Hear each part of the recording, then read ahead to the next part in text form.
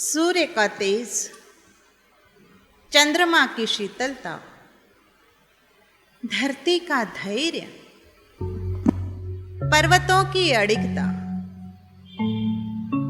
नदियों की निरंतरता, वृक्षों की निस्वार्थता, फूलों की कोमलता, फलों की सरसता, समस्त जीवों की चैतन्यता में व्याप्त एवं सृष्टि के कण कण में निहित कौशल्यानंदन श्री राम एवं ईश्वरम्मानंदन साई राम के चरणों में मेरे कोटिशः नमन वंदन। आप सबके अंतस में विराजित आत्मा राम को मेरा सादर प्रणाम।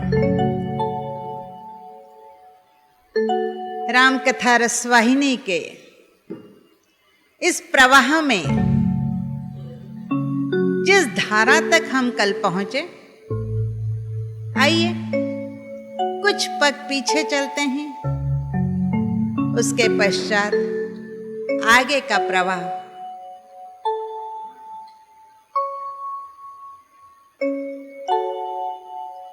प्रभु श्री राम भ्राता लक्ष्मण और सीता जी के साथ कैकेयी के अंतःपुर में, वहां कैकेयी द्वारा दिए गए वलकल और तुलसी की मालाएं धारण करके पिता श्री महाराज दशरथ एवं माता कैकेयी के चरण वंदन करके कैकेयी प्रासाद के बाहर आए हैं। प्रासाद के बाहर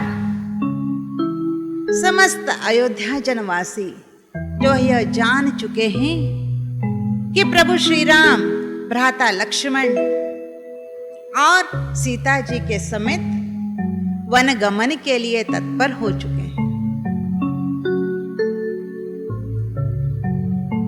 प्रासाद के बाहर सभी प्रजाजनों को संबोधित करते हुए प्रभु श्री राम ने कहा है कि आप किसी भी तरह अपने मन में कोई भी मलिनता ना लाएं।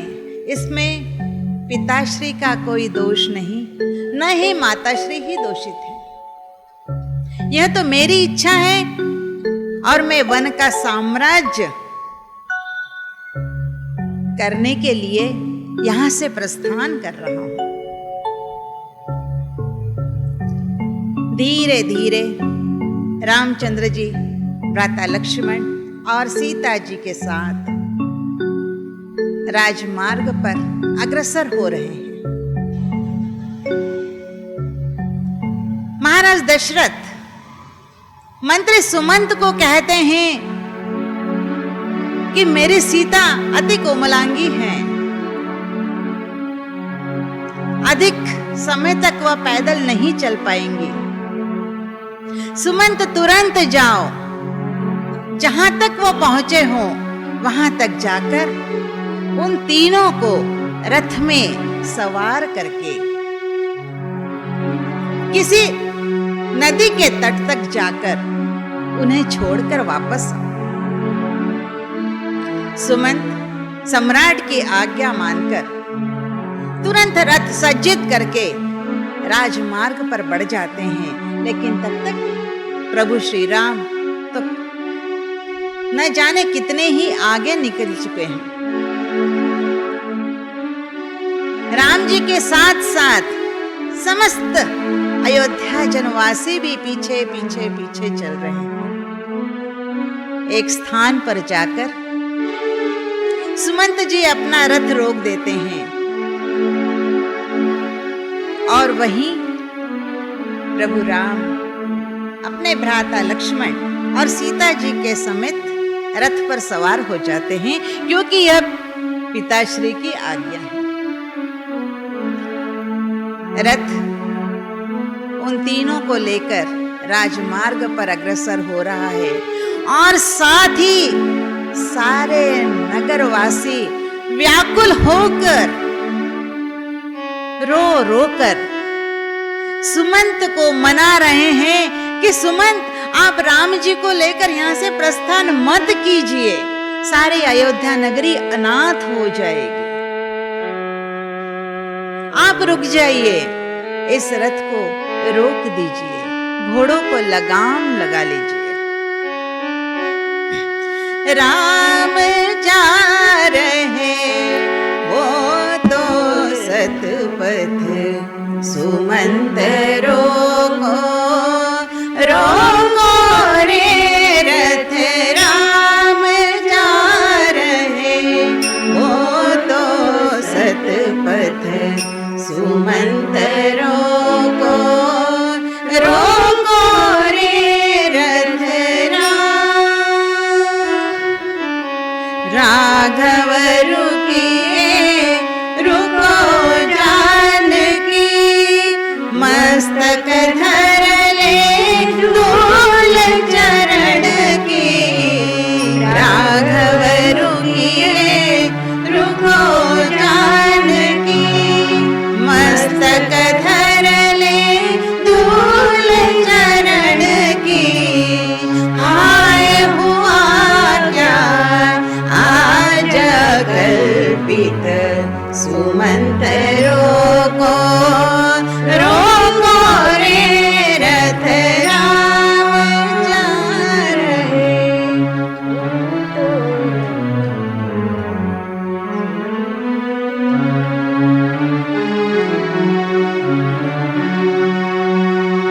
चौदह वर्ष ना छाया होगी, 14 वर्ष निशान होगी।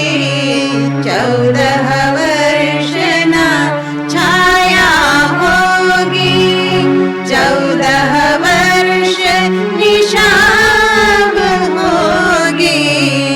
नगर रहेगा क्या मूर्छित, सुमंत रोको रोको रे रथ, राम जा रहे बोलो सतपथ, सुमंत रोको रोको रे रथ राम।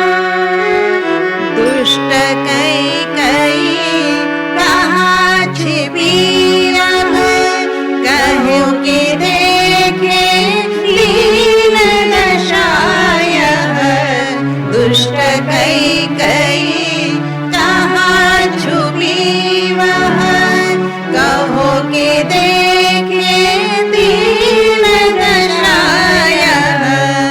अनर्थ यह उसका ही चेष्टित, सुमंत रोको रोको रे रथ राम।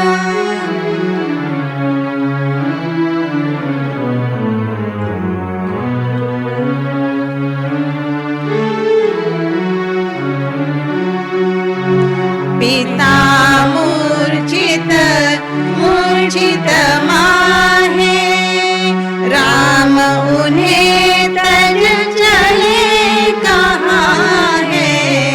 पिता मूर्छित मूर्छित माहे, राम उन्हें तज चले कहाँ है।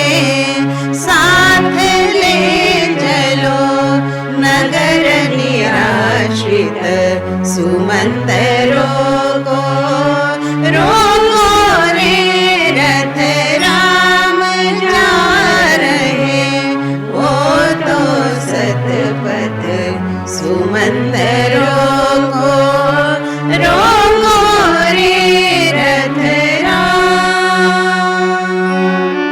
सुमंत, इस सारी नगरी को अनाथ करके मत जाओ, प्रभु राम को लेकर मत जाओ, क्योंकि वो तो नगरी के प्राण है, उनके बगैर तो ये सारी अयोध्या नगरी निष्प्राण हो जाएगी। हे सुमंत, हमारी विनती तो सुनो, मेरे राम को लेकर यहां से मत जाओ। लेकिन राम की इच्छा के आगे किसी की इच्छा चलती है। रथ आगे बढ़ा जा रहा है, नगरवासी पीछे पीछे बिलखते विचलित होते भागे जा रहे हैं। और उसी समय महल के अंदर महाराज दशरथ भी अपने आप को नहीं रोक पा रहे। जब सारे नगरवासियों की विनती राम नहीं सुन रहे हैं, तो दशरथ भी अपने आप को नहीं रोक पा रहे हैं। वह भी कैसे तो भी उठते पड़ते रथ में आकर बैठ जाते हैं और वह अपने सारथी को बोलते हैं कि राम के पीछे मेरा भी रथ लेकर चलो।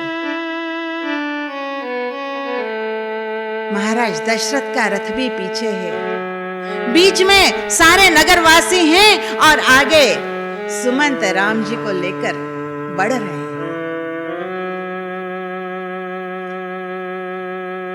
नगरी के बाहर रेतीली भूमि पर कहीं तो भी ऐसा लगा कि राम जी का रथ थोड़ा धीमा हुआ है। दशरथ वैसे ही अपने सारथी को बोलते कि सारथी अपने रथ की गति वेगवान करो और राम के रथ के पास मेरा रथ लेकर चलो। वह जैसे ही बढ़ाते हैं, सुमंत जी देख लेते हैं कि महाराज का रथ पीछा कर रहा है। वो राम जी से विनती करते हैं, हे रघुनंदन, शायद सम्राट पीछे आ रहे हैं, शायद उन्हें कुछ आदेश देना होगा, इसलिए हमारे पीछे आ रहे हैं। क्या मैं घोड़ों को लगाम लगा दूं? राम जी एक क्षण के लिए पीछे देखते हैं। सुमंत, जितना वेग बढ़ा सकते उतना बढ़ाओ, रथ की गति ना तो कम होगी और न ही बंद होगी। सुमंत को समझ में नहीं आता, विनती करते हैं, राम जी ऐसा क्यों? बोले पीछे देखो, इतने नगरजन हैं, अगर रथ को आगे घेर लिया तो एक कदम भी आगे बढ़ना मुश्किल हो जाएगा। ये देखिए दूरदर्शिता भगवान। रथ का वेग और तीव्र हो जाता है और देखते ही देखते दशरथ के रथ से न जाने कितने ही गुना आगे बढ़ जाता है।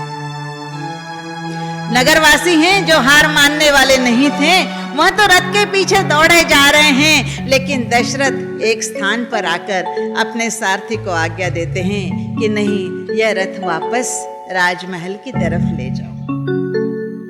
दशरथ जी का रथ तो राजमहल में आ गया है और राम जी का रथ वेग पकड़ता और उसके पीछे सारा जन समुद्र बहता हुआ आगे बढ़ता जा रहा है। संध्या के समय पूर्ण दिवस यात्रा करने के पश्चात तमसा नदी के तट पर आकर रथ रुक जाता है। राम जी अपने रथ से नीचे उतरते हैं, रथ के घोड़ों को खोल दिया जाता है, रथ को जमीन पर टिका दिया जाता है। राम जी अपने नगरवासियों के सम्मुख जाकर हाथ जोड़कर विनती करते हैं, यहाँ तक आपने साथ दिया है, बहुत बड़ी कृपा की है, अब मेरी आज्ञा को मान लो, आप यहाँ से वापस नगर की ओर चले जाओ। लेकिन नगरवासी कोई सुनने वाले थे? राम जी कहते हैं, वनवास में अगर जाओगे तो कभी तो भूखा भी रहना पड़ेगा, वहां सोने की कोई व्यवस्था नहीं होगी, पानी भी मिलेगा कि नहीं मालूम नहीं, जंगली पशुओं का भी भय रहेगा। तो मैं आपसे विनती करता हूं कि आप सभी नगर की ओर वापस लौट जाए। नगरवासी क्या कहते हैं? देखिए भगवान के प्रति प्रेम। नगरवासी कहते हैं कि उस अयोध्या में जाकर वसना और जीवित रहना जहां श्री राम नहीं है, उससे तो कई गुना पुण्य है कि हम आपके साथ वन में जाएं और बिना अन्न जल के अपने प्राण त्याग दें। जब राम हार जाते हैं, पुनः एक बार नवयुवक जो राम के साथ जाना चाहते हैं, जो अयोध्या का भविष्य है, उनके पास जाकर राम हाथ जोड़कर विनती करते हैं, हे मेरे युवा बंधुओं, कम से कम आप अपने जो घर में वृद्ध हैं उनका तो विचार करो, उन्हें आपके सेवा की जरूरत है, आप उन्हें किनके भरोसे छोड़कर गए हैं? आप वापस चले जाओ, उनकी सेवा करोगे तो वही आनंद प्राप्त होगा जो मेरे सानिध्य में मिलने वाला है। वो युवक क्या कहते हैं, हम अपने माता पिता की आज्ञा से ही आपके साथ आए हैं। जो कर्तव्य का पालन आप कर रहे हैं वही हम भी कर रहे हैं। हमारे माता पिता जो आपके साथ वन में आने में अक्षम हैं, जो आपकी सेवा नहीं कर पा रहे हैं, उन्होंने ही हमें आपकी शपथ देकर कहा है कि हम नहीं जा पाएंगे, लेकिन आप सभी राम के साथ जाओ और उनके वन में सेवा करो। राम गर्व मिश्रित प्रसन्नता से भर जाते हैं कि मेरे नगरवासी तो मुझसे भी त्याग में आगे बढ़ गए हैं। कुछ बोल नहीं पाते हैं और चूंकि संध्या हो चुकी है, वहीं पर सबको भोजन के लिए कंदमूल फल दिए जाते हैं। हर प्रजाजन उस राम का प्रसाद समझकर उसे ग्रहण करते हैं और रात्रि में चूंकि सारा दिवस रथ के पीछे भागे भागे भागे चले आ रहे हैं, विश्राम कर लेते हैं और जैसे ही लेटते हैं, इतनी थके हुए हैं कि उन्हें गाढ़ निद्रा लग जाती है। जैसे ही सारे नगरवासियों को निद्रा में देखते हैं, राम जी तुरंत सुमंत को धीरे से हिलाते हैं। बोले, सुमंत यही अवसर है, अगर अभी हम निकल गए तो ही निकल सकते हैं। प्रातः जैसे ही कोई एक भी नगरवासी जाग जाता है तो यहां से उनको लिए बगैर हम नहीं जा पाएंगे। वैसे ही सुमंत धीरे से रथ में घोड़े जोतते हैं, जरा भी ध्वनि नहीं होती। राम जी उन्हें कहते हैं, इस रथ को इस तरह से घुमाओ, इस तरह से घुमाओ कि पहियों के चिन्ह किसी एक दिशा को इंगित ना करें। सारे नगरवासी जब प्रातः में जाग जाएं तो उन्हें यह न मालूम पड़े कि रथ किस दिशा में अग्रसर हो गया है। सुमंत भी अति प्रवीण थे। राम लक्ष्मण सीता जी रथ पर सवार हुए हैं। सुमंत जी कुछ दूर तक रथ को इस तरह घुमाते हैं कि दिशा भ्रम हो जाता है। उसके पश्चात जो रथ वहां से निकलता है वह आगे बढ़ जाता है और अग्रिम यात्रा पर बढ़ते बढ़ते तमसा नदी से गंगा नदी के तट तक आ पहुंचता है। प्रातः होते ही जैसे एक अयोध्या जन जागृत होता है और वहां पर राम लक्ष्मण सीता को नहीं देखता, न ही राज के रथ को देखता है, न ही सारथी मंत्री सुमंत को देखता है। विचलित हो जाता है, सारे बंधुओं को जगाता है, अरे हमारे साथ धोखा हुआ है, प्रभु राम तो हमें यहाँ पर ही तजकर चले गए। इतने में एक नगरवासी बड़ी प्रसन्नता से दौड़ते दौड़ते आता है, अरे मैंने खोज लिया है राम जी का रथ, और कहीं नहीं तो अयोध्या नगरी की दिशा में ही बढ़ गया है, शायद राम जी वापस अयोध्या में पहुंच गए। कितनी प्रसन्नता की बात है। सारे अयोध्यावासी दौड़ते दौड़ते खुशी के साथ अयोध्या में प्रवेश कर जाते हैं और वहां जाकर पता पड़ता है कि राम जी तो यहाँ आए ही नहीं हैं। बड़े दुखी हैं। और इधर राम जी गंगा नदी के तट पर पहुंच चुके हैं। जैसे ही गंगा नदी समक्ष दिखती है, राम जी रथ से नीचे उतरते हैं और उन्हें साष्टांग दंडवत करते हैं। पतित पावनी जीवनदायिनी गंगा तेरी जय हो। और उसी के साथ सीता जी और लक्ष्मण जी वह भी उन्हीं का अनुकरण करते हैं। वहां पर भी घोड़ों को खोल दिया जाता है। राम जी गंगा में पवित्र स्नान करते हैं और सीता जी वहीं पर गंगा नदी के किनारे विचरण कर रही होती हैं।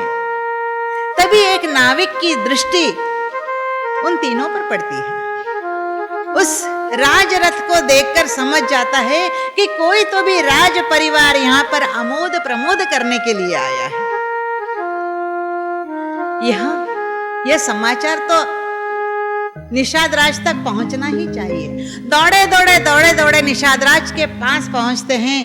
महाराज, एक राज परिवार यहाँ गंगा किनारे आया है और आमोद प्रमोद के शायद उद्देश्य से। निषाद राज तुरंत अपने एक सेवक को भेजते हैं यह पता लगाने के लिए कि यह परिवार कौन है। वह सेवक तुरंत ही आता है और बोलता है कि यह तो अयोध्या नरेश महाराज दशरथ के दोनों पुत्र, उनके पुत्र वधू और उनके मंत्री हैं। सुनते ही निषाद राज अपने भाग्य पर गौरवान्वित हो जाते हैं। लेकिन यह आनंद, ये नेत्र सुख सिर्फ मैं ही क्यों भोगूं? देखिए, जो सुख में सबका ध्यान रखता है, ईश्वर सदा उसके साथ होता है। सारे अपने नए रिश्तेदारों को, सारे संबंधियों को, सारे नगरवासियों को एकत्रित करते हैं। आज का दिन अति शुभ है। आज प्रभु श्री राम गंगा के तट पर आए हुए हैं। क्यों न हम सभी जाकर उनके दर्शन स्पर्शन करें। अत्यंत श्रेष्ठ ऐसे कंद मूल फल एकत्रित किए हैं और उन्हें ले जाकर राम के समक्ष रख दिया जाता है। राम जी निषाद राज गुह की भक्ति को जानते थे। यही तो पहली बात है, हृदय से हृदय की भाषा को जानना। निषाद राज कहाँ और प्रभु रामचंद्र जी कहाँ। उन्हें अपने सम्मुख बिठाते हैं, उनके हाथ अपने हाथ में लेते हैं, उनके राज्य के विस्तार की बात करते हैं, उनके परिवार के सुख की बात करते हैं। निषाद राज को लगता है मानो न जाने कितने जन्मों से श्री राम के साथ मेरा रिश्ता है। दिल खोल कर बात करते हैं, उनके महिमा का गान करते हैं कि आज का दिन मेरे लिए सबसे महत्वपूर्ण है, अति उत्तम है। यदि न जाने ये जीवन ना मिलता तो राम के दर्शन शायद इन नेत्र चक्षुओं से मैं नहीं कर पाता। न जाने कितने ही पूर्व जन्म का पुण्य फल है कि इतने जंगल में वास करने के उपरांत भी अयोध्या के युवराज राम जी के दर्शन हम कर पा रहे हैं, उनका सानिध्य हम पा रहे हैं। उनकी बुद्धिमत्ता, उनका प्रेम, उनकी भक्ति को देखकर लक्ष्मण और सीता जी भाव विभोर हो जाते हैं। इतने में निषाद राज उनके चरणों पर दंडवत कर देते हैं और कहते कि हे प्रभु, आपके दर्शन के पश्चात और कोई भी लालसा मन में नहीं बची है। यह जो क्षेत्र है, यह जो धन है, यह जो मेरे अधिकार हैं, वह सब आपके चरणों पर समर्पित है। हे प्रभु, अब आप इस राज्य को संभालिए। मैं तो आपका दास बनकर संपूर्ण जीवन व्यतीत कर लूंगा। यही मेरे जीवन की सार्थकता होगी। राम जी कहते हैं, नहीं वत्स, यह तो मेरे कर्तव्य में ही नहीं है। मैं तो राज्य के अंदर प्रवेश ही नहीं कर सकता। मुझे तो वनवासियों की तरह वल्कल वस्त्र धारण करके वन में ही विचरण करना है। मुझे कंद मूल फल यही सेवन करना है और योगियों की तरह ही मुझे योग निद्रा लेनी है। अब निषाद राज क्या करे? फिर भी बोलते हैं, हे प्रभु, कम से कम मेरे खातिर एक बार उस वृक्ष के तले तो चले चलिए। वह वृक्ष अति ऊंचाई पर था और वहां उस वृक्ष तक पहुंचने के पश्चात प्रभु राम के नेत्र संपूर्ण नगरी को देख पाएंगे।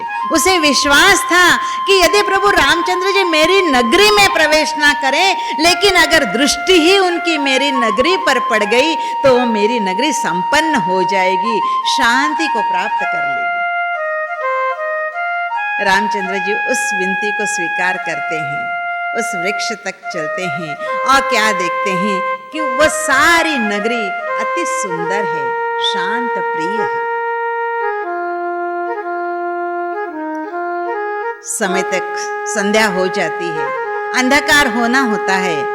जितने भी निषाद वहां पर एकत्रित होते हैं, रामचंद्र जी उन सबको अपने अपने घरों में जाने के लिए आज्ञा देते हैं। उनकी आज्ञा का पालन होता है, लेकिन गुह तो वही है, वह तो जाने के लिए तैयार ही नहीं है। राम जी उन्हें कहते हैं कि आप भी अपने निवास पर गमन कीजिए। वह मानते ही नहीं हैं, चरण पकड़ लेते हैं, हे प्रभु, मैं तो आपको तजकर अब कहीं नहीं जाऊंगा। संध्या के पश्चात रात्रि आती है। निषादराज गुह कोमल घास और पत्तियों को बीनकर बिछोना तैयार करते हैं।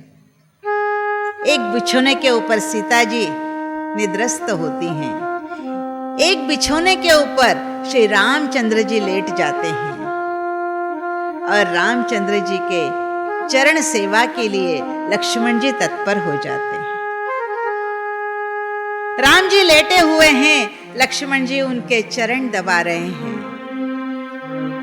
देखिए, दिवस की थकान, उसके पश्चात भी लक्ष्मण जी चरण सेवा में अपने आप को रत रखे हुए हैं। राम जी सोचते हैं, यदि मैं निद्रा का नाटक ना करूं तो लक्ष्मण पूर्ण रात्रि मेरे चरण दबाते रहेगा। इस तरह नाटक करते हैं कि वह गहरी निद्रा में चले गए हैं। लक्ष्मण जी सोचते हैं कि भैया राम को तो निद्रा लग गई है, अब अगर मैं चरण दबाता हूं तो शायद उनकी निद्रा में खलल पड़ जाए। और वह भी चुपचाप वहां से उठते हैं और उस अवस्था में बैठ जाते हैं कि किसी भी परिस्थिति में श्री राम की निद्रा में ना तो कोई जंगली पशु या कोई राक्षस आकर खलल दे। और उन्हीं के पास गुह भी आकर बैठ जाते हैं। गुह की आंखों से अश्रुधाराएं प्रवाहित होना शुरू हो जाती है। लक्ष्मण जी बोलते हैं, भ्राता, आपके नेत्रों में अश्रु क्यों? तो वह बोलते हैं, मैं उस भाग्य को कोस रहा हूं। प्रभु राम जिस राजमहल में रहते हैं उसका वैभव तो देवराज इंद्र के महल से भी बढ़कर है। उनके बिछोने कितने नरम हैं। उनके बिछोनों पर जो बिछी चादर है वह दूध के फेन के समान मुलायम और स्वच्छ है। लेकिन वही राम आज घास के बिछोनों पर बिना तकिया लगाए सो रहे हैं। हाँ, यह कैसे भाग्य की विडंबना है। यही सोचकर मैं मेरे अश्रुओं को रोक नहीं पा रहा हूं।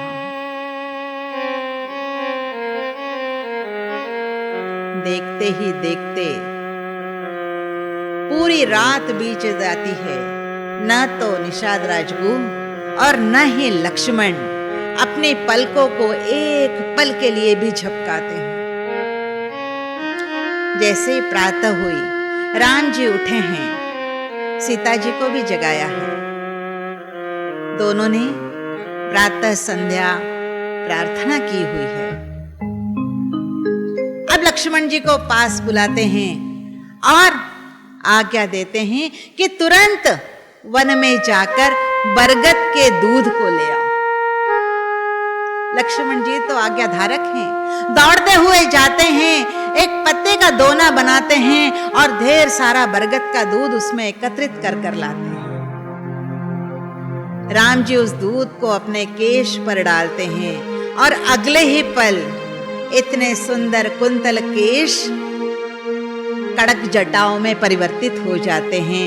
राम जी उन्हें अपने सिर पर बांध लेते हैं।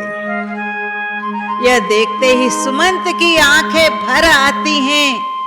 आज जिस क्षण यह शीर्ष रत्न जड़ित राज मुकुट से सुशोभित होना था, वही शीश आज जटाओं का वजन उठाए हुए है। सुमंत जी यह देख नहीं पाते हैं।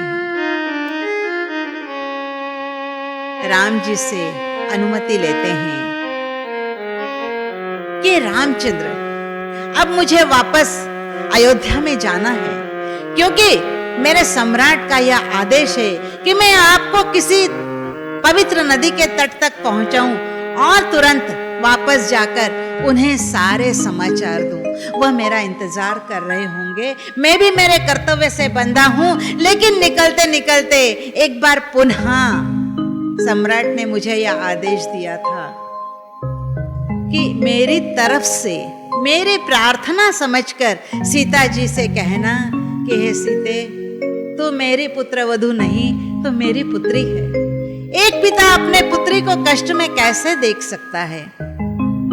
वन्य जीवन अति दुष्कर है, अति कठिन है। हे सीते, मेरी इस प्रार्थना को, विनती को समझ वापस अयोध्या लौट आ। तुझे अगर यहां नहीं रहना तो मिथिला में भिजवा देंगे। 14 वर्ष के पश्चात जब राम लक्ष्मण के साथ वापस आएंगे तो ससम्मान मिथिला से वापस बुलवा लेंगे।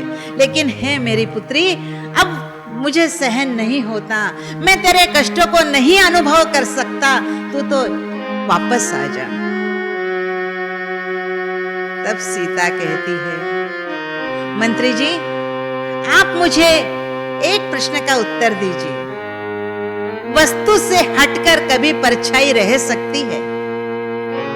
चंद्रमा से विलग कभी चांदनी हो सकती है?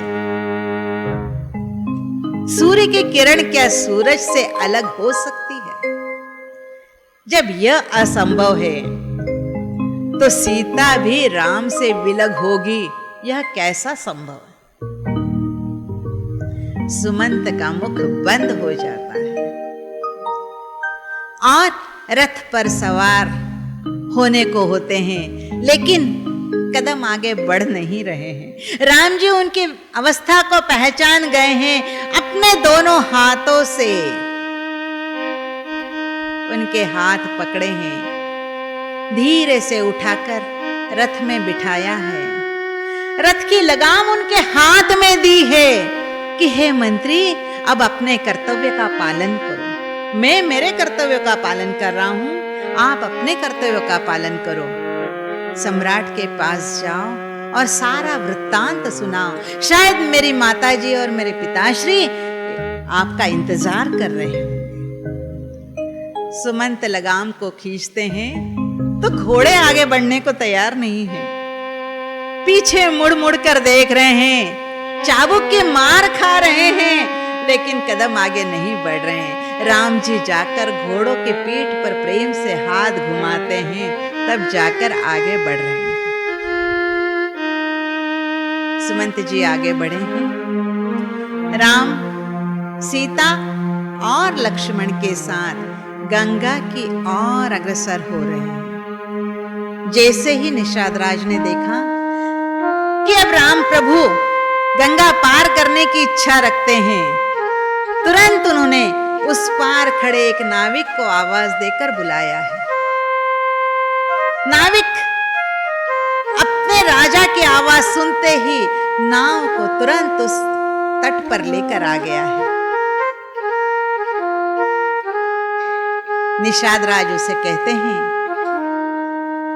यह प्रभु रामचंद्र जी हैं, तुम्हारा जीवन सफल हो रहा है कि आज तुम्हें वह अवसर मिल रहा है कि तुम प्रभु राम को लक्ष्मण और सीता के साथ गंगा पार करवाओ।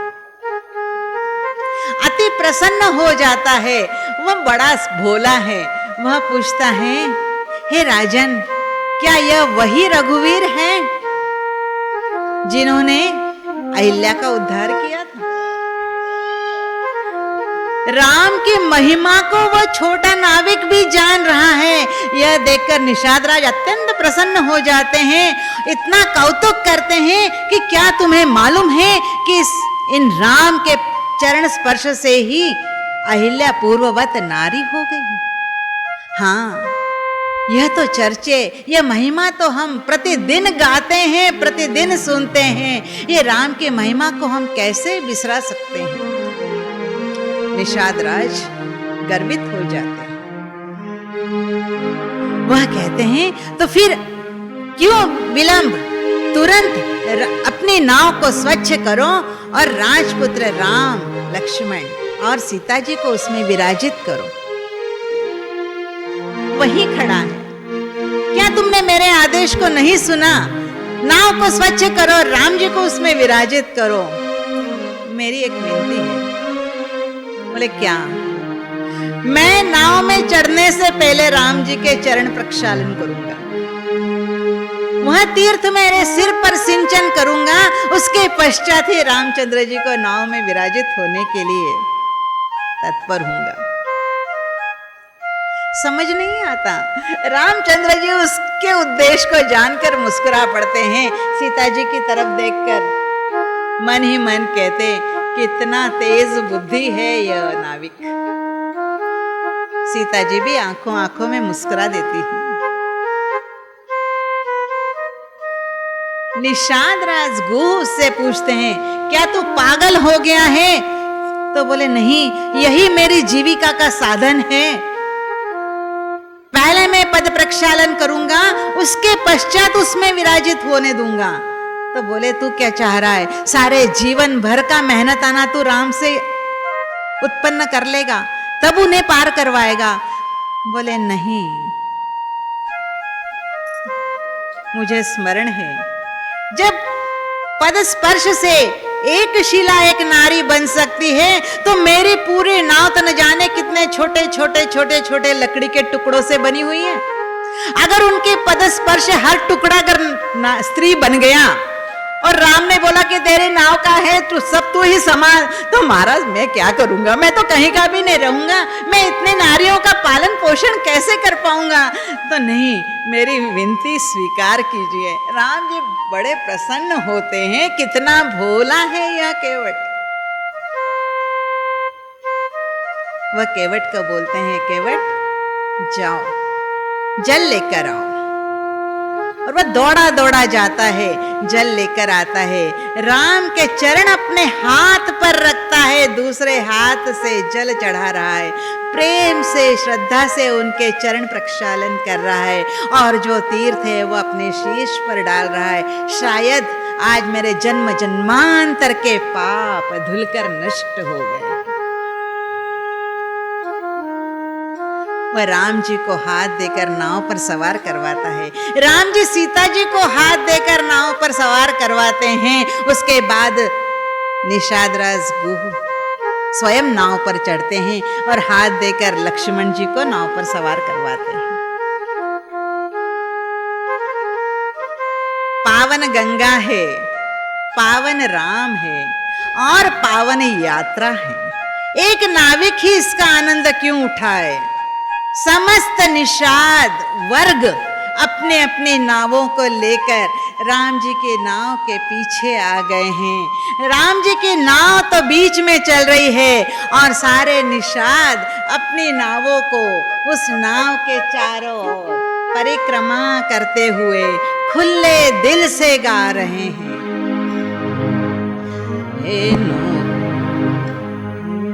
का तुम लौटना ना, हे गंगे मत आह भरो, राम नाम को गाते गाते रामचंद्र को पार करो।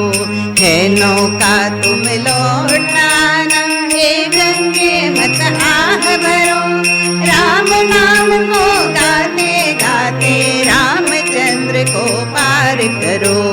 जय गंगे भागीरथी, जय श्री राम दाशरथी। जय गंगे जय भागीरथी, जय श्री राम दाशरथी।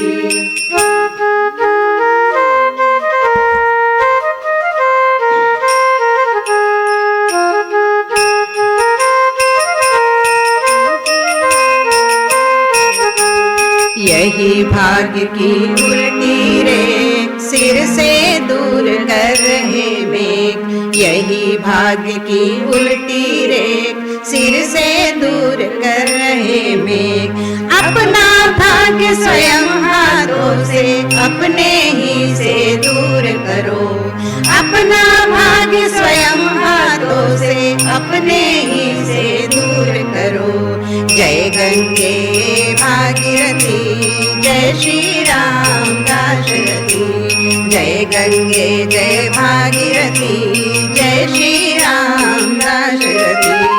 विष्णुदेव के ये अवतार भवसागर से करते पार। विष्णुदेव के ये अवतार भवसागर से करते पार। तारक ही को पार उतारो, चरण स्पर्श कर सभी करो। तारक ही को पार उतारो, चरण स्पर्श कर सभी करो। जय गंगे भागीरथी, जय श्री राम दाशरथी। जय गंगे जय भागीरथी, जय श्री राम दाशरथी। चाहे अतिथि रहे आराम, पार लगाना अपना काम। चाहे अतिथि रहे आराम, पार लगाना अपना काम। भला बुरा तो राम जानते, तुम तो अपना काम करो। भला बुरा तो राम जानते, तुम तो अपना काम करो। जय गंगे भागीरथी, जय श्री राम दाशरथी। जय गंगे जय भागीरथी, जय श्री राम दाशरथी। पावन गंगा पावन राम, रामचंद्र का पावन नाम। पावन गंगा पावन राम, रामचंद्र का पावन नाम। त्रिदोष नाशी प्रवास प्रभु का, नाविक नित ही स्मरण करो। त्रिदोष नाशी प्रवास प्रभु का, नाविक नित ही स्मरण करो। है नौका तुम लौटना ना, हे गंगे मत आग भरो। राम नाम को गाते गाते, रामचंद्र को पार करो। जय गंगे भागीरथी, जय श्री राम दाशरथी। जय गंगे जय भागीरथी, जय श्री राम दाशरथी। जय गंगे जय भागीरथी, जय श्री राम दाशरथी। जय गंगे जय भागीरथी, जय श्री राम दाशरथी। गंगा भी पावन है, राम भी पावन है। राम का नाम तो उससे भी पावन है। देखिए कैसा त्रियुति बनी हुई है। सारे नाविक अति प्रसन्न हैं। राम की नाव आगे जा रही है और सभी नाविक उसके पीछे पीछे जा रहे हैं। देखते ही देखते गंगा के उस पार पहुंच जाते हैं। राम जी नाव से नीचे उतरते हैं। वहां पर आते ही वहां गुह को बोलते हैं, हे निषादराज, आपने बहुत समय मेरे साथ व्यतीत किया है, लेकिन आप भी एक राजा हैं। आपके भी कुछ कर्तव्य हैं, आपके भी राजधर्म हैं। अब मैं आपको यह विनती करता हूं कि आप अपने राज्य में वापस लौट जाइए। गुह पुनः एक बार चरण पकड़ लेते हैं, अपने अश्रुओं से उनके चरण का प्रक्षालन करते हैं कि हे प्रभु, बस मुझे यहां से जाने के लिए मत कहिए। राम उन्हें सारे कर्तव्यों को पुनः याद दिलाते हैं। तब कहते हैं, महाराज कुछ दिन और मुझे साथ में रहने दीजिए, क्योंकि सारे वन के रास्तों को मैं अच्छी तरह से जानता हूं। शायद आपकी यात्रा कुछ सफल कर सकूं, शायद आपकी यात्रा कुछ सुगम कर सकूं। कुछ दिन और मुझे अपने साथ रहने दीजिए। और प्रभु रामचंद्र जी उसके भोले विनती को मान जाते हैं। बोले ठीक है, चलो हमारे साथ। अब यह प्रभु राम, लक्ष्मण जी, सीता जी गुह के साथ अग्रिम यात्रा पर तत्पर हो जाते। चलते चलते चलते चलते भारद्वाज ऋषि के आश्रम तक पहुंच जाते हैं। भारद्वाज ऋषि शायद अपनी साधना से जान चुके थे कि प्रभु रामचंद्र जी अब यहां आने वाले हैं। वह तो द्वार पर उनका इंतजार कर रहे हैं, उनके आतिथ्य के लिए तत्पर हो चुके हैं। उस समय रामचंद्र जी, सीता जी और लक्ष्मण जी उनके चरण स्पर्श कर रहे हैं, उनका आशीर्वाद ले रहे हैं। भारद्वाज ऋषि के आश्रम में तीनों विराजित हैं, गुहु उनके पास बैठे हुए हैं और वह अत्यंत मधुर से कंद मूल फल उनके आतिथ्य में उन्होंने रखे हुए हैं। रामचंद्र जी, सीता जी ने उनका आतिथ्य स्वीकार किया हुआ है। यह करते करते रात्रि बेला आ गई है। अब भारद्वाज जी विनती करते हैं कि हे प्रभु, यह सौभाग्य इस आश्रम को मिले कि आज की रात आप यहीं विश्राम करें। राम जी उनकी विनती को मान लेते हैं। रात्रि में वहां विश्राम करते हैं और अगले दिन अगली यात्रा प्रातः आरंभ ही करने वाले होते हैं कि एक प्रश्न भारद्वाज जी से कहते हैं, हे मुनिदेव, मुझे यह बता दीजिए कि मेरे लिए कौन सी दिशा शुभ है। मेरे लिए कौन सी दिशा शुभ है। यह प्रश्न सुनते ही भारद्वाज जी चरण पकड़ लेते हैं मन ही मन और हे प्रभु, आप मुझसे पूछ रहे हैं कि आपके लिए कौन सी दिशा शुभ है। जिस मार्ग पर, जिस दिशा में आप अग्रसर हो जाएं, वही शुभ है। आप मानव रूप में आए हैं, इसलिए इतना अभिनय करेंगे इस प्रभु कि जो हम नहीं बता पा रहे हैं, जो हमारी बुद्धि के परे हैं, वो भी आप हमारे मुंह से निकलवाएंगे। लेकिन आपने पूछा है इसलिए बताऊंगा अवश्य, आपका मार्ग प्रदर्शन अवश्य करूंगा।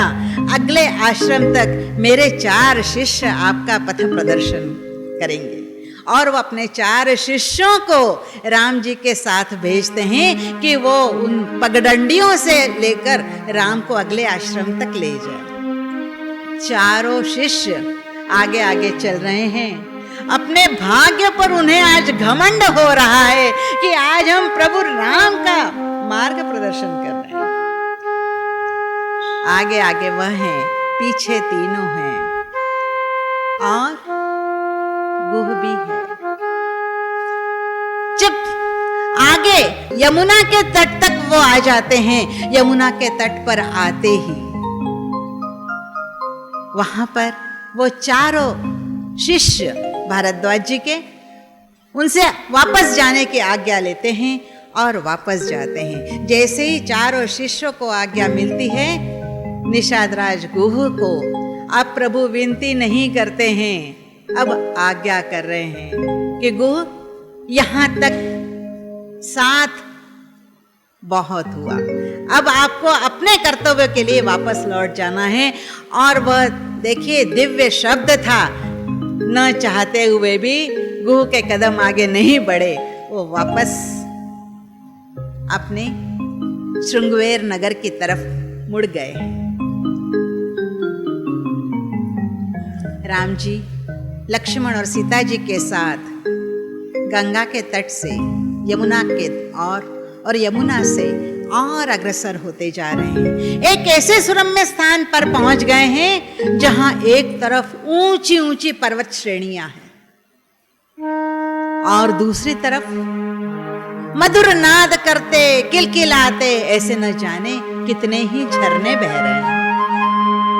इतने सुंदर दृश्य के साथ बीच में एक मानव निर्मित उद्यान, इतने भीषण जंगल के अंदर, इतने पर्वत श्रेणियों के मध्य, इतने पावन झरनों के मध्य में मानव के द्वारा निर्मित उद्यान, कितने आश्चर्य की बात है।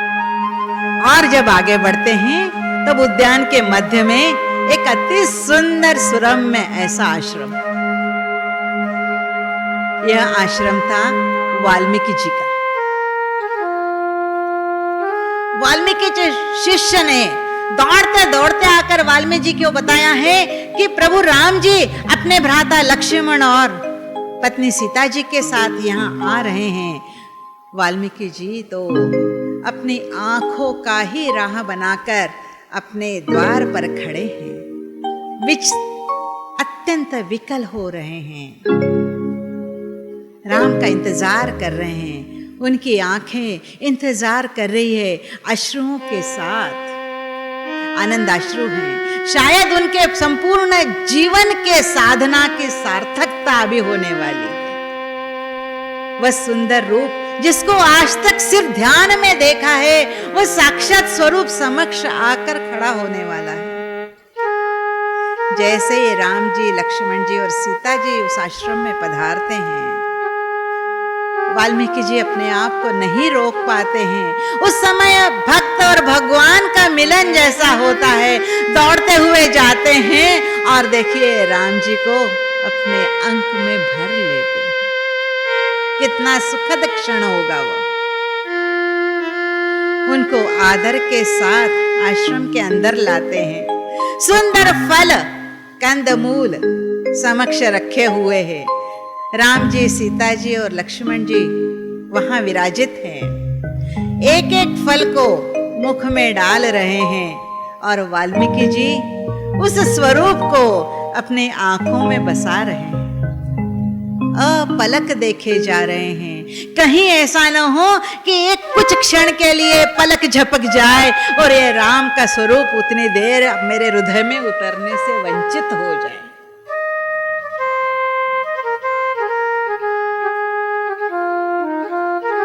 जैसे ही वाल्मीकि जी का मन भरा है ऐसा लगा, राम जी उठकर खड़े हुए हैं, वाल्मीकि जी के चरण स्पर्श करते हैं और कहते हैं, हे महामुने, मुझे एक स्थान ऐसा बता दीजिए जहां पर मैं कुटी बनाकर कुछ दिनों तक सीता जी और लक्ष्मण जी के साथ विश्राम कर सकूं। यात्रा कर करके ये दोनों थक गए होंगे। वाल्मीकि जी देख रहे हैं, हे प्रभु, आप ही मुझे बताइए, सारे विश्व में ऐसा कोई स्थान है जो आपके लिए अशुभ है? कौन सा एक स्थान है जिस स्थान पर आप स्वयं पूर्व से विराजमान नहीं हैं? हाँ, अगर आप मुझे पूछते हैं कि आप कहां विराजे, तो भक्त का हृदय है। मैं तो आपको कहूंगा, भक्त के हृदय में आप जाकर विराजित हो जाइए, वो सबसे आपके लिए सुरक्षित स्थान।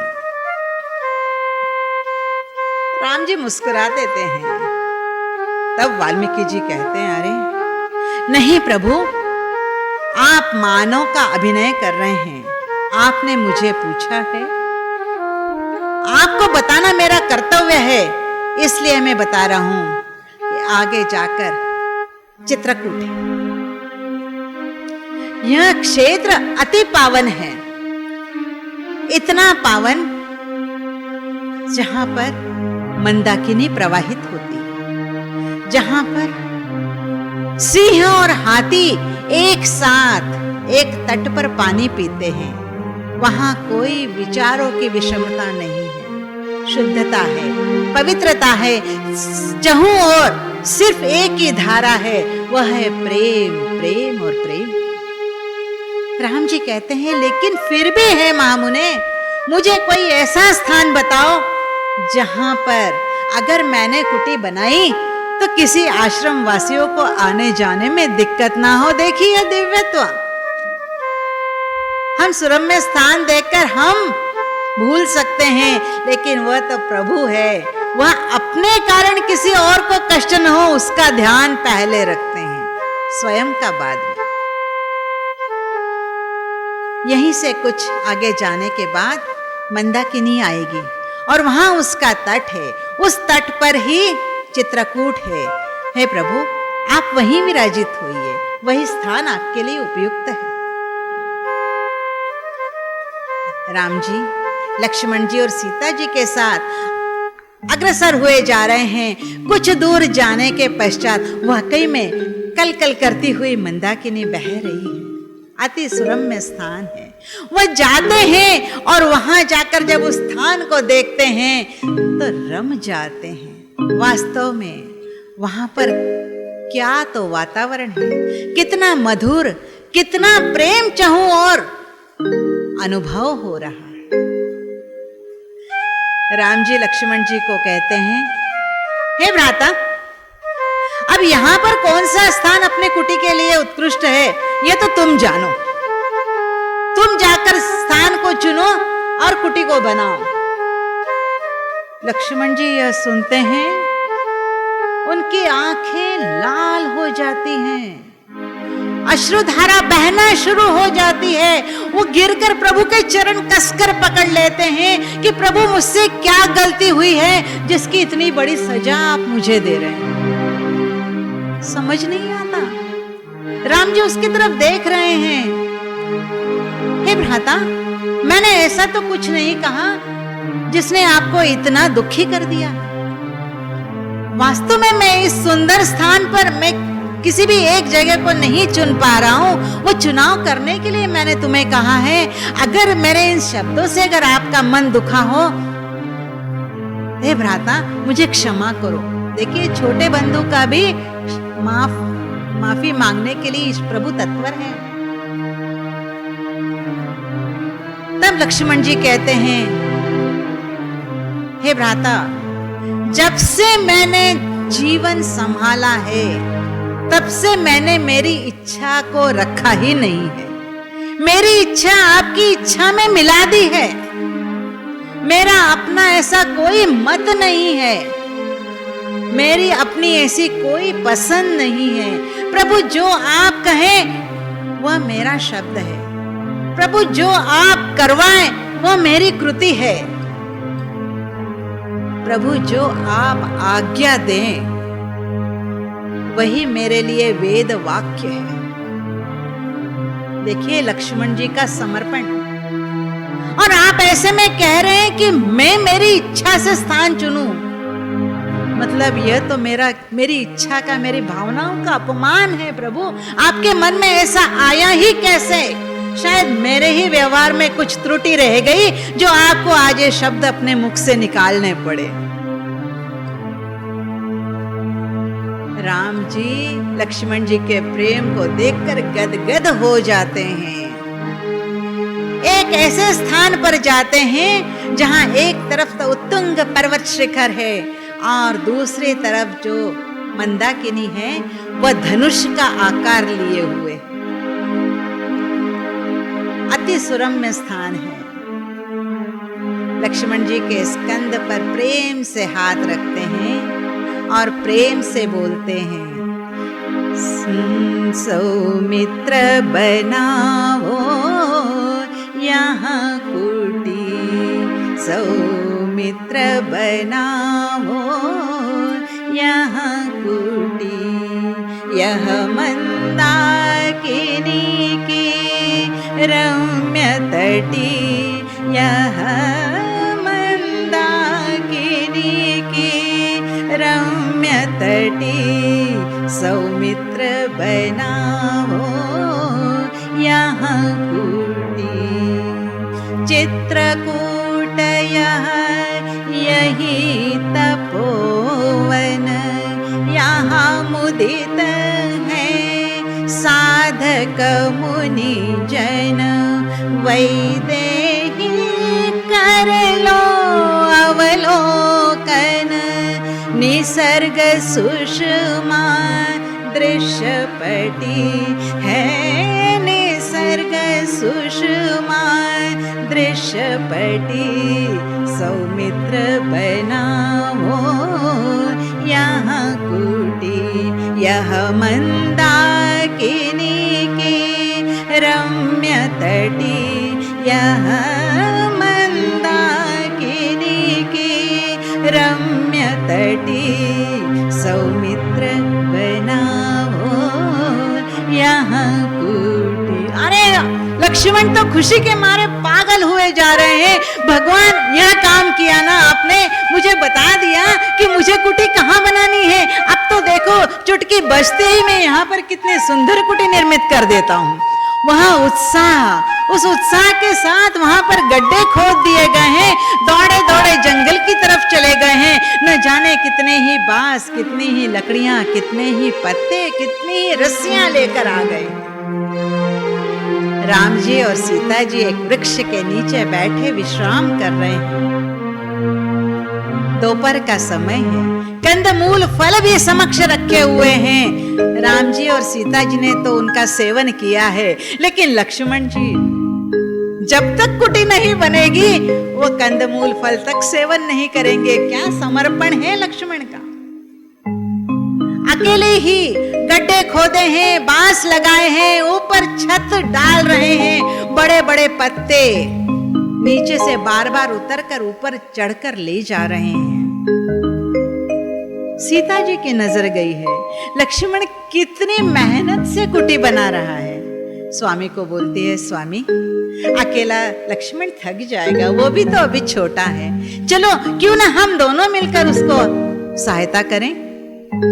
और दोनों, सीता जी नीचे से पत्ते उठाकर दे रही हैं, राम जी उसकी रस्सियां कुछ बना रहे हैं और लक्ष्मण को मदद की जा रही है। और संध्या होने के अंदर ही एक बड़ी सुंदर पर्णकुटी बनकर तैयार हो गई। सीता जी जैसे ही उस कुटी को देखती हैं, लक्ष्मण जी को दिल से आशीर्वाद देती है कि पुत्र तुम यह भी कला जानते हो, आज मालूम पड़ा। बहुत सुंदर कुटी बनाई है, इतनी कुटी इतनी सुंदर है कि यह तो मेरे मिथिला के महल से भी अच्छी है, अयोध्या के राजमहल से भी अति सुंदर है। लक्ष्मण जी कुटी बनाकर पहले सीता जी का प्रवेश करवाते हैं। देखिए, पहले सीता जी को प्रवेश करवाते हैं, उसके पीछे राम जी जाते हैं और उसके पीछे लक्ष्मण जी जा रहे हैं। बड़ी सुंदर कुटी का निर्माण किया है। अब लक्ष्मण जी कहते हैं कि हे राम, वास्तव में यह तो स्वर्ग है, जहां मेरे माता और पिता स्वरूप मेरे भाई और भाभी उपस्थित हैं। इतना सुंदर सुरम्य उपवन है, इतना प्रिय वातावरण है। ऐसे में एक क्षण के लिए भी लक्ष्मण को ना तो अयोध्या के महल की याद आई है, न माता सुमित्रा की याद आई है, और उर्मिला ने तो पहले ही शपथ दे दी है कि एक पल के लिए भी मेरा स्मरण ना करना। और सीता तो सब कुछ भुला बैठी है, अति आनंदित है। वो राम जी से कहती है कि इतना सुख तो मैंने दोनों महलों में भी नहीं पाया है, जो सुख मुझे आज भ्राता लक्ष्मण ने दिया है। अति सुंदर। और जब आसपास के आश्रमिकों को मालूम पड़ता है कि प्रभु राम जी सीता जी के साथ यहाँ पर रह रहे हैं, उनकी तो दिनचर्या हो गई है। न जाने कितने आश्रमिक तो प्रातः से लेकर रात्रि तक झाड़ की ओट में ही रुक जाते हैं और उसकी ओट में से देखते हैं, एक झलक मिल जाए राम जी की, एक झलक मिल जाए सीता जी की, एक झलक मिल जाए भाई लक्ष्मण की। अति सुखद पूर्वक जीवन चल रहा है चित्रकूट पर, राम जी का, सीता जी का, लक्ष्मण जी का। इधर सुमंत अभी भी तमसा नदी के तट पर ही है।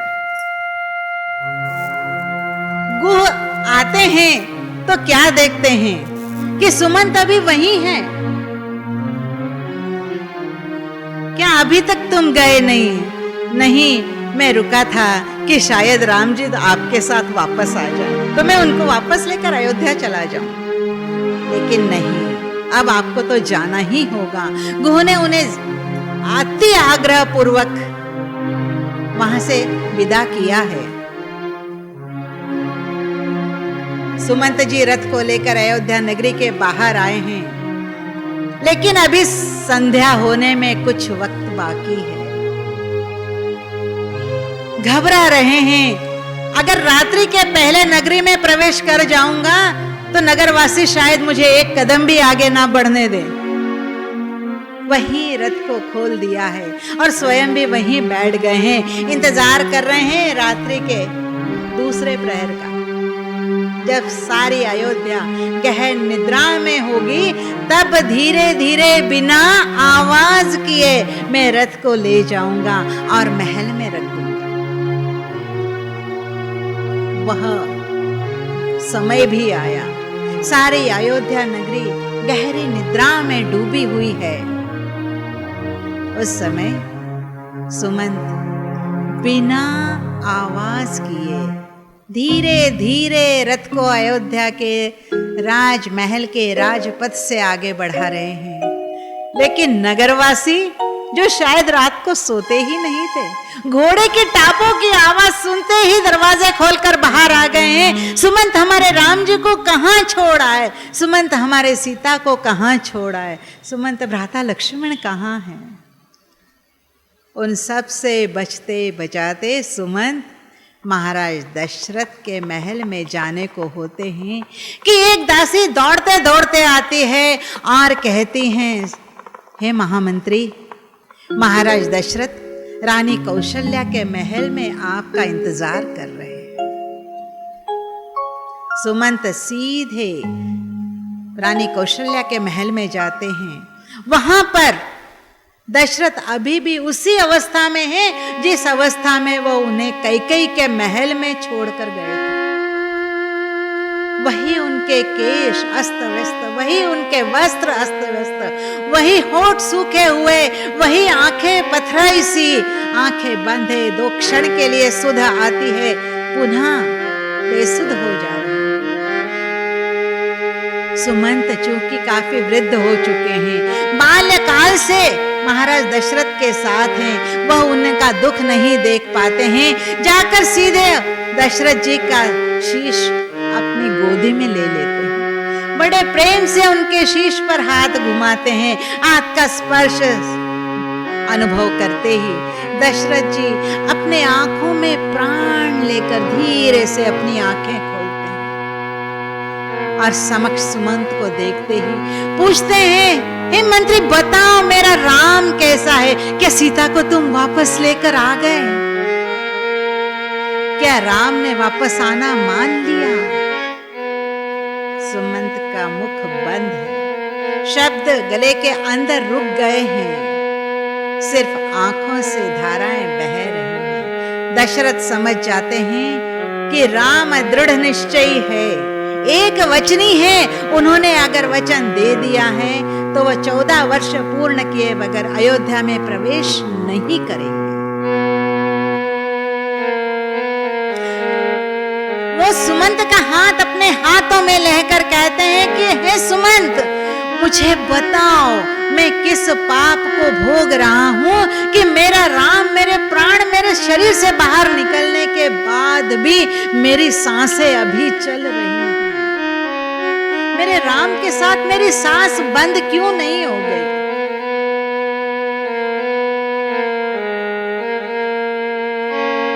मुझे याद आ रहा है वह पल जो शायद मैं अब भोगने जा रहा हूं। कौन सा? सब सुन रहे हैं। कौशल्या भी करीब बैठी हुई है। बोले, उस विप्र का श्राप जिसने कहा था कि तुम्हारी मृत्यु भी तुम्हारे पुत्र वियोग से ही होगी, उसके उस विप्र के शब्द आज भी मेरे कान में गूंज रहे हैं। मेरी आंखों के आगे अंधेरा छा रहा है। घिरा है जहूं दिशि अंधकार, घिरा है जहूं दिशि अंधकार, क्षीण देह पर दे न सकेगी प्राणों को आधार, घिरा है जहूं दिशि अंधकार।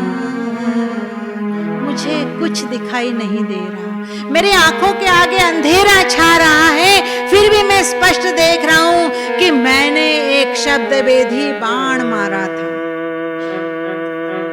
और एक चित्कार के साथ मेरे कानों में वापस लौट कर आया है। जब मैंने वहां पर जाकर देखा तो जंगली पशु नहीं, एक सन्यासी पुत्र वहां पर बाण लगकर गिरा हुआ है। उसने वीर मृत्यु गले लगाने से पहले मुझसे शपथ ली कि मेरे अंधे माता पिता कुछ दूर पर कावड़ में बैठे हुए हैं, अत्यंत प्यासे हैं।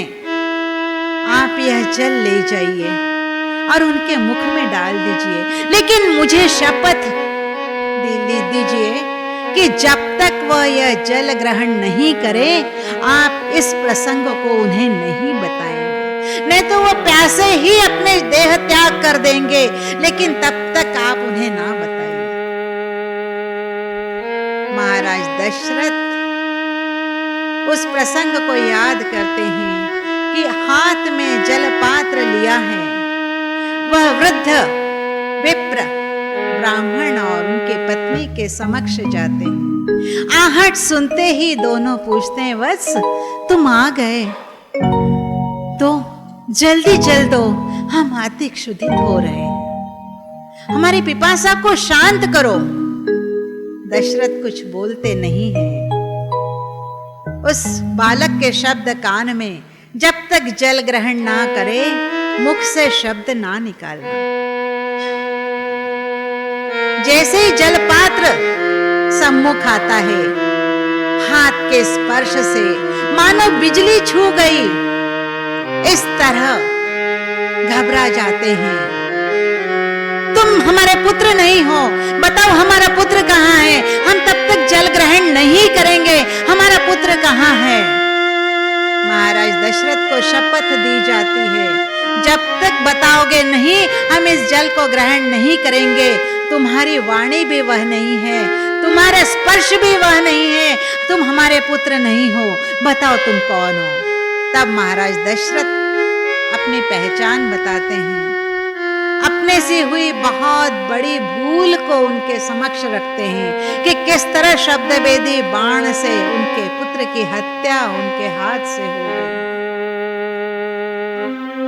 पुत्र की हत्या, यह सुनते ही दोनों पति पत्नी बिलखने लगते हैं।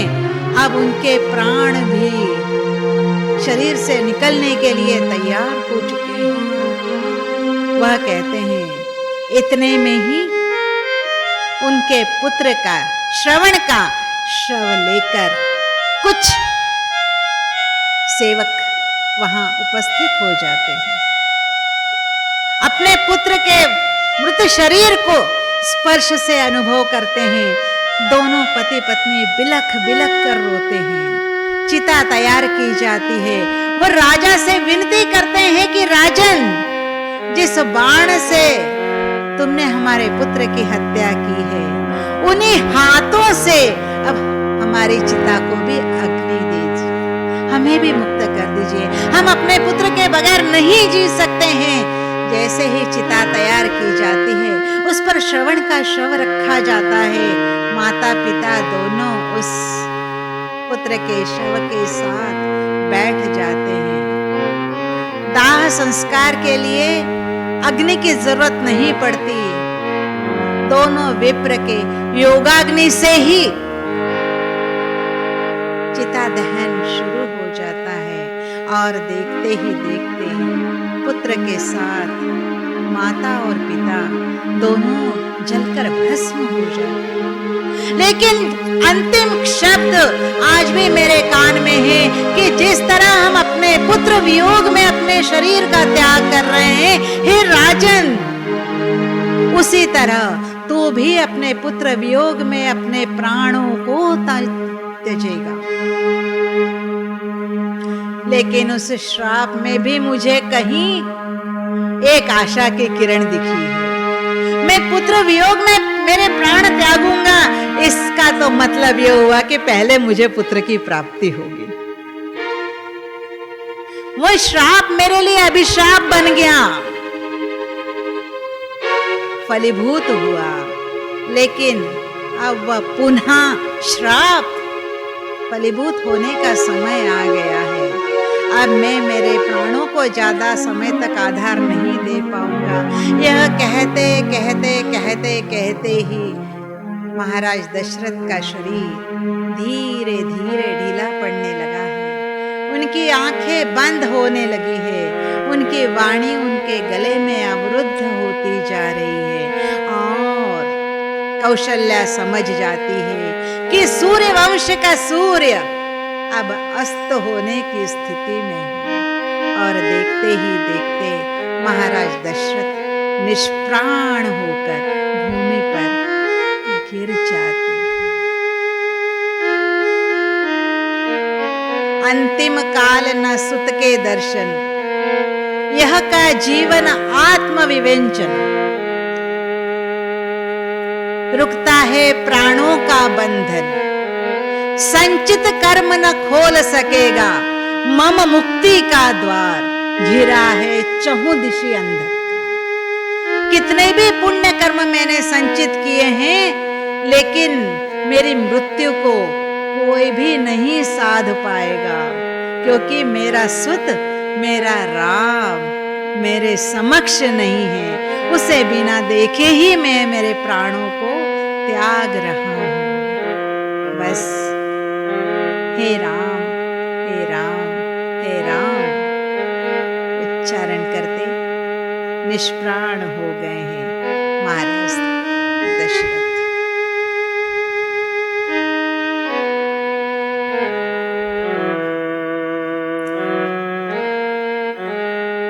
इसके आगे का भाग कल के लिए।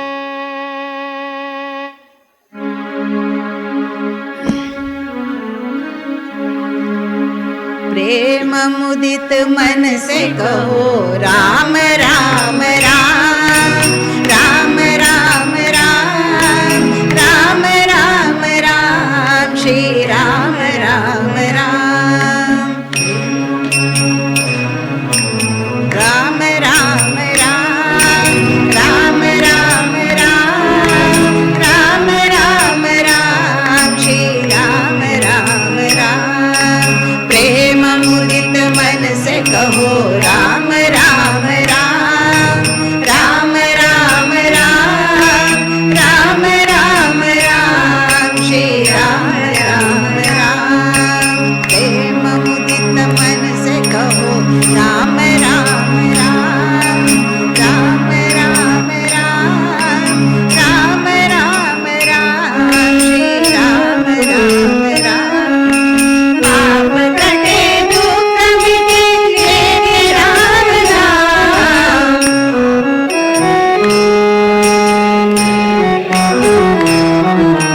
पाप कटे दुख मिटे लेके राम नाम।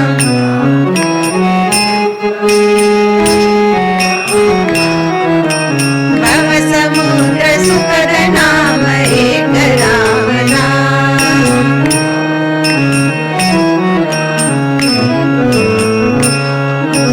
भव समुद्र सुखद नाम एक राम नाम।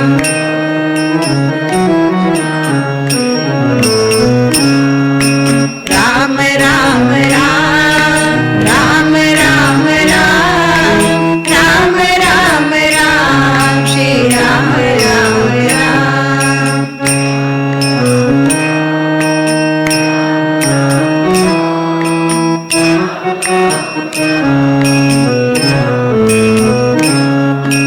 माता पिता बंधु सखा सबही राम राम,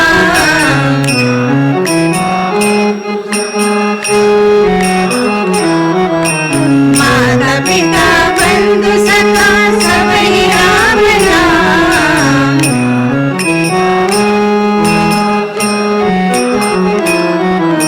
निराधार को आधार